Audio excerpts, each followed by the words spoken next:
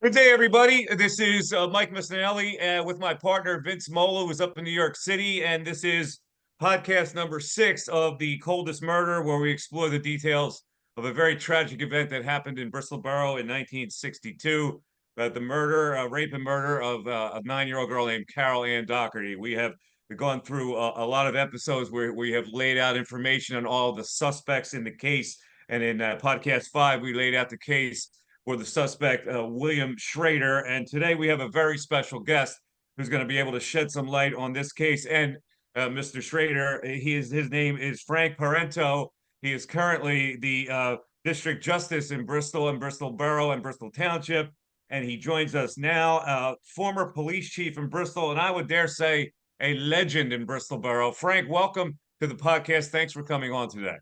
Hey, thanks for having me, guys. I appreciate it. All right, Thank you. now, police chief in Bristol Borough for how many years, Frank? About 9.5 years. Okay, 9.5 years. So you know this town very well. Before we get into some of the details of your involvement in the reinvestigation of this case in 1992, 30 years after the murder, tell us your impressions of Bristol Borough as a town, being the police chief for as many years as you were. I actually started my police career in Bristol in 1973. So I go way back, pretty much 50 some years back. And I enjoyed my time here as a police officer. I was here for 3 years, left and went to a larger department in Ben Salem. I was there for 16 years and then came back as chief of police for 9.5 years or so. And then I retired and ran for district judge. And I was fortunate enough to be elected, and I'm finishing up my 23rd year. Coincidentally, I turned 75 in March, so I have a mandatory retirement at the end of the year on December 31st. Well, God bless you. You look fantastic. I've been involved in Bristol all those years, but even before that, because as a young guy growing up in Levittown, in the early days, Mill Street was the only place to shop back then, either there or down in Philly. So, I'm intimately familiar with Bristol itself. It's a great place. When I retire, I'll have 35 years of service in Bristol alone. That'll be 12 years as police officer and chief of police and 23 years as judge.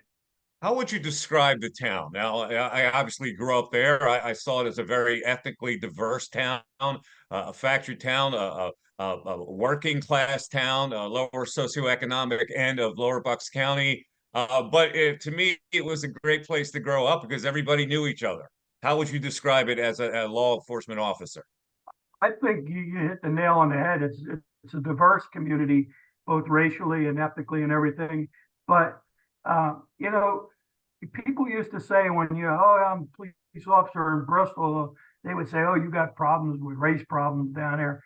And I can honestly tell you, in my experience with Bristol, it's not been that way. People don't realize the generations of families that have lived in this town from grandparents all the way up to kids in school and everything. And if there was ever a hint of a racial problem, it was always somebody from out of town, because the kids stuck together. It didn't matter to them whether you were white, Hispanic, black, whatever. They were buddies. They were out. They all shared a common bond. Most of them were involved in sports or something like that. So everybody just seemed to get along. It was just that person from the outside that would come in that didn't understand the makeup of the town. Yeah, I agree. And the way I always looked at it was the line of demarcation was Route 13, which divided Bristol Borough from Bristol Township. Bristol Township had a lot of racial problems. Bristol Borough, because it was kind of condensed and everybody went to school together, we didn't have those pockets of racism that you saw in larger areas. You're absolutely correct.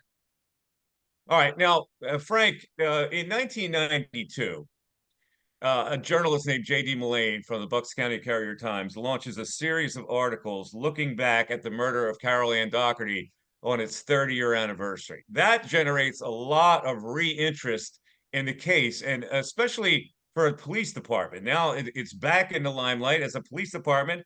I assume that you felt it was your duty to pay attention to that and act accordingly. What was your reaction when this thing was resurfaced in 1992? Well, you know, I had noticed throughout the years, and I remember this case from when I was a kid growing up in Levittown. You know, we all remembered the girl in the church choir. So when I became chief of police in December of '91, you know, we're coming upon the 30-year reunion of this thing or event of this event. And as one of my duties as chief, I needed to appoint a detective because the detective we had passed away from cancer. So I chose a younger guy who kind of impressed me with his investigative abilities. So I appointed Randy Morris as detective. And shortly thereafter, and it was even before J.D. Mulane came out with his 30-year remembrance. He came to me, Randy Morris came to me and said, you know, Chief, I was looking at the case file here on this Caroline Doherty case. Do you know about that? I said, well, anybody growing up in Bucks County should know about that because it was such a horrendous event. So I said, yeah, he says, I think we could solve this thing. And I said, well, if you want to work on it, feel free to work on it. Just make sure that your priorities are, you know, any recent investigations that I need you to handle. So that started it off. He started off on it, and it started to take traction. And then JD came out in the following. Well, I started in December, so that following October is when they did the expose on it again, the 30-year remembrance. So JD came in and asked me if he could have access to the files and, you know, maybe do some investigative work. And we said, yeah, you know, we give you limited access with the detective. You know, not going to let you take any reports or anything with you, but we'll open up the file, we'll let you look at it. So that started, I don't know exactly how long it took, but things started to happen that kind of led us in the direction of a couple people. One of them, of course, was Father Sabatish, which everybody thought was the villain in this case. And it's never been proven otherwise, but I can tell you from interviews that I had with him and with the Detective Morris, I was pretty much of the belief that it was not him. So your instincts tell you that it was not the priest, so let's explore that a little bit. What made you think it wasn't? Because you know, a lot of people that I've talked to say they looked in this guy's eyes. He had the cold eyes of a killer. He definitely could have done that. He was into sexual perversion and he had all kinds of baggage as a priest. So why, in interviewing him, how did he come off to you that he wasn't the murderer? Well, I thought interviewing him, he was very sincere. I didn't get that, you know, that perverted look out of him. You know, hey, I'm a Catholic growing up. You know, and we're all Catholics growing up. You're taught to respect, you know, the priest. We all know how that turned out in the long run. Many years later, the things that we find out that have happened.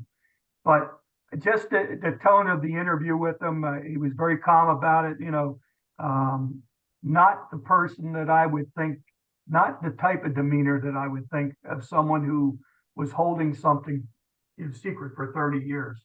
And that, along with the evidence that we reviewed about him and his alibi for that day, where he was at during the time of this, checked out. I know there were reports that he was seen on Mill Street, but there was some evidence from purchases that he made out of town. So that kind of, you know, both, I think Randy and I both, after the meeting, you know, we kind of got our heads together and said, yeah, I believe this guy. I don't have a reason not to believe him, you know. So that's why I was kind of convinced that it was not him.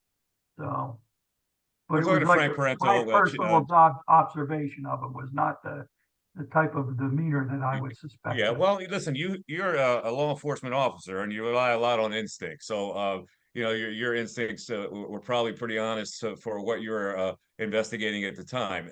We're talking to Frank Peranteau, who is the District Justice of Bristol Township and former police chief in Bristol for a lot of years, and in 1992 was the police chief. So you assigned Detective Randy Morris to kind of poke around in this.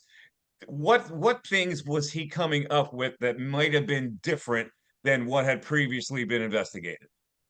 Well, obvious back then, and 30 years later, the DNA process was starting to take hold. Um, there was some evidence that we felt could be processed, and we sent some stuff out. We never really got a definitive on the DNA end, but it's crazy because no offense to the former chief of police that was there, but there was a feeling that crime scene was tainted because they were letting so many people in, So we sent some fingerprint samples out to be tested, and lo and behold, we get hit on it, and it happens to be one of the investigators who was working on the case. So I mean, that's the type of thing you're not supposed to get, when you have a crime scene like that. But you got to understand, 1962 law enforcement and policing was so much different than it was in 92, 30 years later. So, I'm not going to fault the chief. They handled it the way they thought it should have been handled. Yeah, full disclosure, the chief at the time was Vincent Faragalli, who was my uncle. But in 1962, the chain of collecting DNA probably was sloppier. They didn't really have their ducks in a row when it came to that. So I can understand that. So in 1992, you have some DNA from the case. You have a police report from the case. Now, what kind of DNA was preserved, and what kind of condition was it in? And you're telling me it was in the custody of the Bristol Boro Police Department at the time? Yeah, up until that point, it had been in the custody of Bristol Boro. The DA's office hadn't gotten involved in it. They may have been involved early on before when this first happened, but as we got, to where the time I was there was really not any DA involvement in that. And there was certain items of clothing that we had that we felt that, I think there was some hair fibers, if I remember correctly, that possibly could lead to, the singling out one person or not. So, but I'll be honest with you, I don't recall how that DNA, because things took kind of like a turn on this. We were investigating it for a while, and the DA's office was not involved in it at that point in time. So we get in contact with the Vok Society. Yeah, the Vok Society, which is an forensic investigative arm, assembled a lot of investigators, and they would meet in Philadelphia to try to solve cold cases. And I know you brought that in, but before we get to that, I just want to talk a little bit about the investigation. So you had talked to Sabatish. Did you talk to any of the other suspects, or were they all gone by then? Yeah, everybody was gone. There was one guy that threw a real twist of things, came to the forefront as the suspect. Yes, and that is William Schrader. So now let's go back in time here, because you guys are doing your own investigation. You're not really getting anything new. You interview the priest. It doesn't seem like it's him. So now you're willing to ask for help. And one of the areas that you ask is the Vok Society, and they were willing to come in. In fact, tell the story about how you contacted them and what they were willing to do. Through my former boss at Ben Salem was Frank Peranteau. Frank Peranteau was a well-known investigator from Philadelphia PD. He was on the organized crime task force, homicide investigator, and I had a very good relationship with him. And I was talking to him one day about this case, and he said, "Look, I'm going to get you invited to this luncheon. We meet every so often." He says it's retired and active investigators from every level of law enforcement. He said, you know, FBI, CIA, everybody comes to these things. So we get the invite, it's a formal invite. We go down and we bring our case file with us. We, you know, we give a presentation.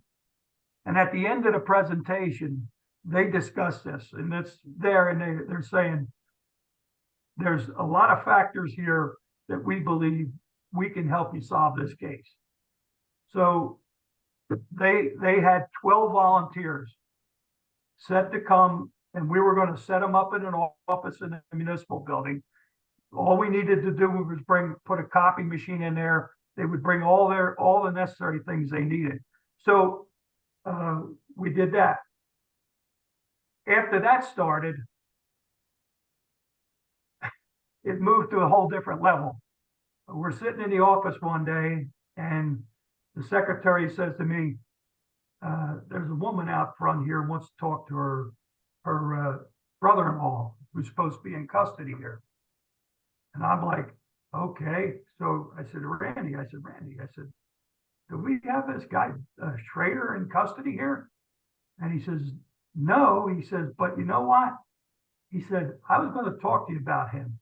I've been reading the reports and I come across this guy, and he was staying at his brother's house around the corner from the church on Wood Street, the same block as the church, but on Wood Street. So he goes out, and we go out there and we talk, and she says, yeah, I'm here to see my brother-in-law. I heard he was here. And I said, well, we don't have anybody in custody. So then I said, well, who did? And they said the district attorney's office.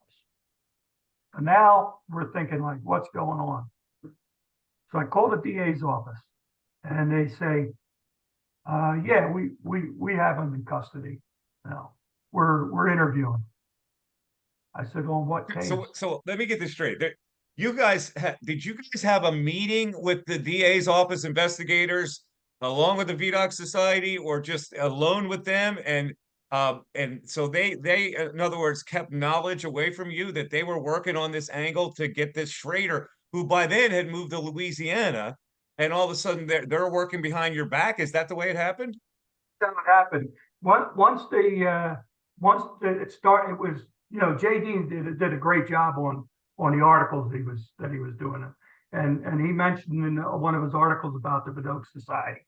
So DA's office picks up on this. Okay, so we call up and, you know, like, what's going on? Yeah. I said, look, this is crazy. We're investigating this, and you bring one of our suspects up to town and don't even tell us about it. You drive him around town, and they told us he was pointing things out. But anytime they mentioned the murder, he said, I plead the Fifth Amendment. So now we find out he's in prison in Louisiana for killing someone. He got in an argument with his wife and set his motorhome on fire, killed the dog, and he didn't realize his daughter and her friend were in that mobile home. The friend died. The daughter was scarred for life, severely. So now they got him up here. So this was a bad guy. So we asked for a meeting. So we finally get a meeting, and we go up, and it's Randy and I, the district attorney at the time, Alan Rubenstein, a couple of county detectives, and this captain from the state police. So we go around the room and, you know, explain. The captain of the state police was there because there was a similar case to this up in upstate. Hazleton. That there was a lot of similarities. We talked about that on a previous podcast, the mystery murder. And they were investigating that. So we go through this whole thing, and you know, I'm kind of upset. I'm fuming. You know, and Rubenstein knew me, you know, and I'm a straight shooter. I didn't pull any punches. I said, I thought, you know, that you guys were really pulling something shady behind our backs. And one of the detectives turns and said, well, I told your detective that we had this guy as a suspect. And I turned to Randy and I said, Randy, he told you that this guy was a suspect? He never told me. And then he says, no, not him, the old detective. And I said, well, you do know that the old detective died 6 months ago. So how are we supposed to know?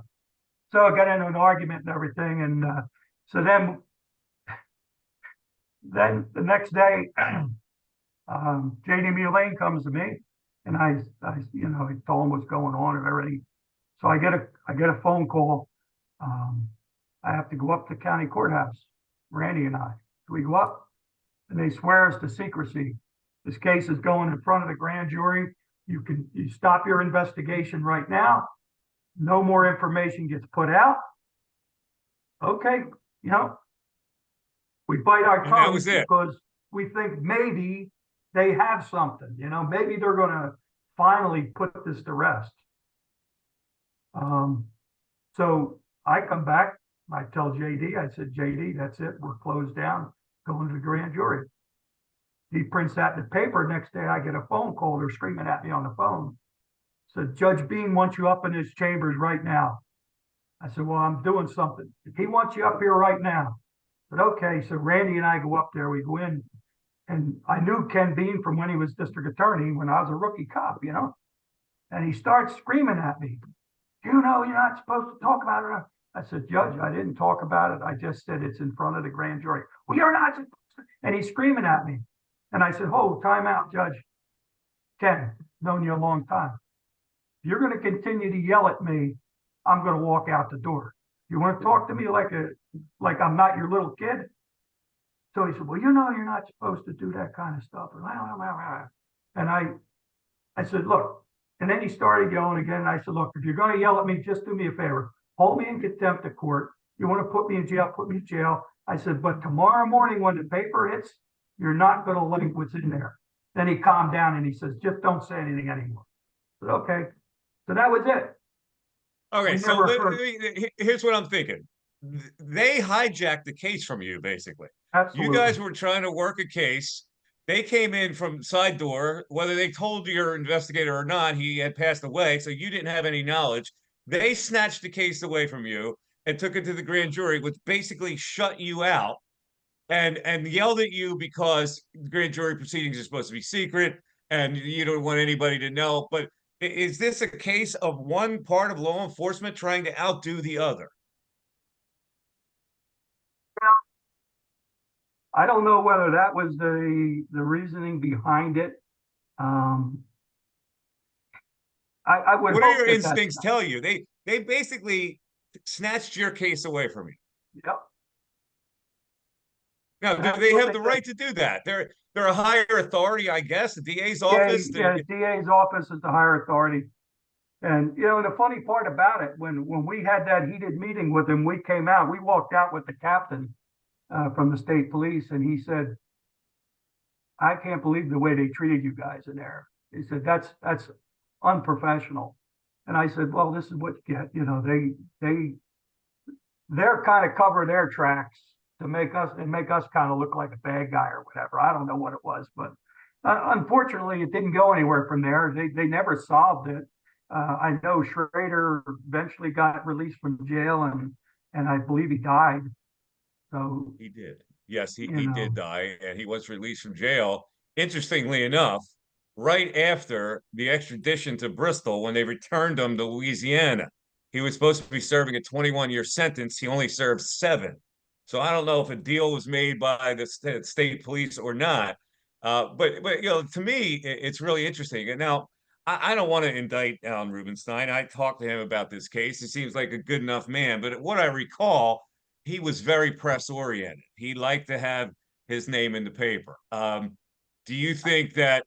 I mean, you're laughing, but I remember he was always in the paper for something. He was always on the television news for something. Could it have been a case that the DA's office wanted the glory and they thought they could solve this case?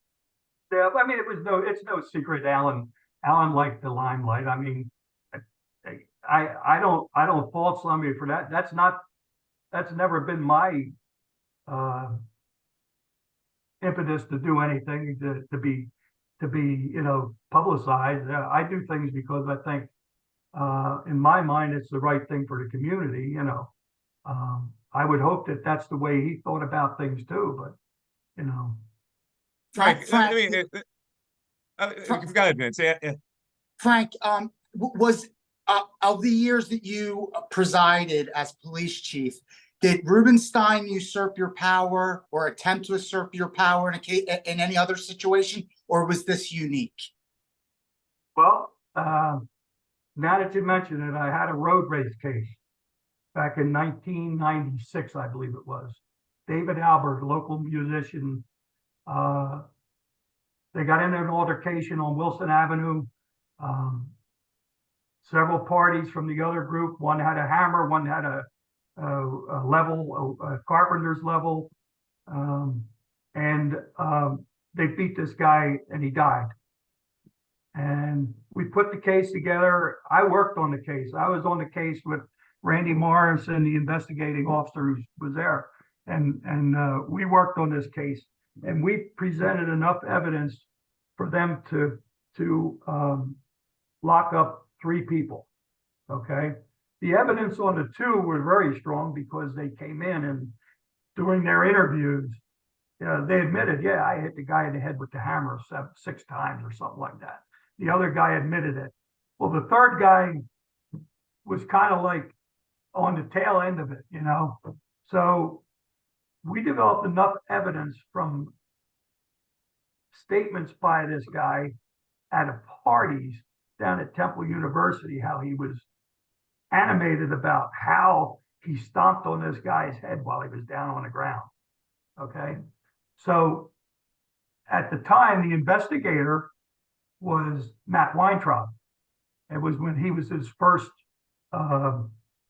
tenure with the DA's office. And we said, look, we got to lock these 3 guys up, you know. And then the decision was made by the DA's office, like, let's go after these 2. Okay. We'll get the convictions on these 2, and then we'll prosecute the other guy. So convictions, the 2 guys, bad guys, go to jail. Alan Rubenstein retires, becomes judge. Diane Gibbons is the district attorney. I go to her, I say, Diane, now it's time, let's go after this other guy. She says, I didn't make that deal, I'm not doing anything. So there's a third party out there who probably did as much damage to this guy as the other 2 did, but Got away with it. got away with it. Frank, let me ask you this question. Bristol obviously is not a town that was crime laden. In fact, there was the murder of Caroline Doherty. Years later, there was the murder of the sporting goods store owner Joe Diamante, and this case you just referenced. So it's not. This is why this case, this Caroline Doherty case, lives on and on and on to the people that lived in that area, grew up in Bristol, or whatever. When you had a little hope in getting back into the investigation, and it all falls apart for whatever reason, overzealous DA's office, not enough evidence, whatever, it dies in the wind again. How did you feel about that? It was I was extremely disappointed. I know Randy was really, really disappointed because Randy was the type of guy, and I had a lot of faith in Randy, and I felt that he had the tools, you know, with help, you know, for some of the other stuff through the Vok Society, that we could have, I was convinced we could have solved this thing, you know, and come up with a definitive answer as who we believe the actor was. And to this day, it was never ever said by the DA's office or anybody that Schrader was the guy. You know, they never said, hey, this is the guy. But they never went. Vok Society, by the way, was very famous for solving the famous case around here called the Boy in the Box, and they do it with a lot of forensic intelligence. Maybe they could have solved the case. Who knows? But it all went awry. So now we are still left with this case. Frank, as far as you know, I have found out that the DNA and the police report that you guys had custody of is now in the custody of the Pennsylvania State Police and an investigator who is still investigating the case. Now, interesting. You brought up Randy Morris. I tried to contact Randy. I did get in touch with him. He's the police chief in some small upstate Pennsylvania town, and he told me that he could not talk to me since this was an ongoing investigation. It still is an ongoing investigation, but how much resources at this point can they dedicate to solving this kind of a crime when there's so much other things they need to do and so little funding to do it? What is your hope that this could eventually be solved? Well, the state police is a much larger organization than Bristol Borough Police, They're bigger than the district attorney's office. Their resources are in-house resources. They can do their own DNA. They can do their own forensics, given the right person in charge of that, they could make strides. They could, ultimately take the DNA that they had from back there, even though some of it was not in the best of condition. You have to understand, back in the day, there was no evidence room at the Bristol Borough Police Department. What they had was, Where did you keep it? Where was it located? it was kept in the back where the cells are. There was a door that went behind the cells, and now this is all steel doors, old-fashioned keys, and there was a lot of the evidence stored back in there, and that's all they had at that time. They didn't have what you need nowadays is you need a climate-controlled or separate room, like you see on TV. That's more that climate controls, slows down the contamination, the evidence, keeps it at a certain temperature. State police have those facilities to do that, but we don't know if the evidence that's there has been tainted enough that it's no longer of value. So. Yeah, well, we're going to hopefully get to that point where the DNA and a new sophisticated methodology can help solve this crime once and for all. Frank, it's been a pleasure to talk to you. I know you were a police officer when I was a kid growing up in Bristol and into my college years. Do you recall me getting in any trouble with my friends? Did you have to roust us at any point? I think the statute of limitations has run out on that. I can tell you though, one of my best moments is, it was a great time. I enjoyed doing it, was when the boys won the championship, the basketball championship. Yeah. Now hold on a second. That was in '75. My team got to the state final for the first time ever. You guys gave us a police escort coming in from the turnpike. That was the first one. We didn't win it. 2 years later, they won it, and they all forgot about our team. They go for the winners, man. You didn't win. I know. See how you guys are. But anyway, I do remember your police force giving us the police escort back into town, and we got to the high school and the whole bit. So that was a proud time in the '70s for Bristol Borough basketball. Yeah, Frank, it's a pleasure. I remember all the guys from back then too. It was a lot of them guys weren't much younger than I was. Seniors in high school. I was maybe 20, 22 when that happened. So yep. Yeah, it was good times. Frank, thanks a million. Best of luck in your retirement when that comes. You've served the Bristol Borough for many years well, and you have my respect and admiration. Thank you so much. All right, guys. Thank you. Thanks for having me. All right. Thank you, Frank. Bye-bye.